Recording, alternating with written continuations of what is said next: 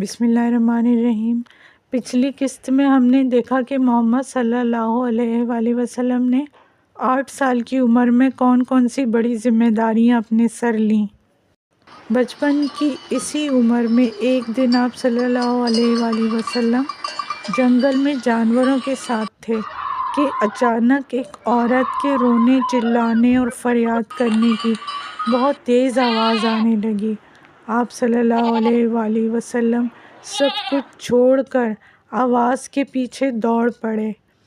قریب پہنچ کر دیکھا کہ ایک آدمی نے اپنی بیوی کو بہت بری طرح سے مار پیٹ کر بے ہوش کر کے صحرا کی ریت پر گرا دیا اور اس سے گود کی بچی چھین کر اسے زندہ دفن کرنا چاہتا ہے۔ ساتھ ہی کئی اور بچیوں کی قبریں بھی وہاں موجود ہوتی ہیں جنہیں زندہ دفن کیا گیا ہوتا ہے۔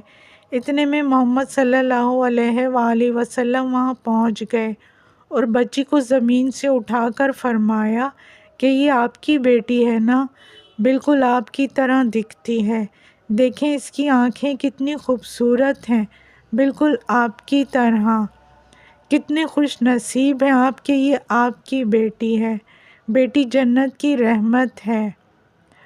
وہ آدمی محمد صلی اللہ علیہ وآلہ وسلم کو دیکھ کر حیران اور چپ سا ہو گیا، تو آپ صلی اللہ علیہ وآلہ وسلم نے بچی واپس اسے دے دی۔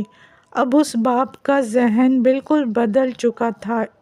اتنے میں بچی کی ماں کو بھی ہوش آ گیا اور وہ گھبرائی ہوئی دوڑ کر آئی اور شوہر سے بچی چھین کر بھاگی، مگر وہ آدمی وہیں کھڑا کا کھڑا حیران رہ گیا اور ایک بچے محمد صلی اللہ علیہ وآلہ وسلم کے نورانی وجود کو جاتا ہوا دیکھتا رہ گیا کہ آخر یہ کون بچہ تھا جس نے سیکنڈوں میں اسے بدل کر رکھ دیا۔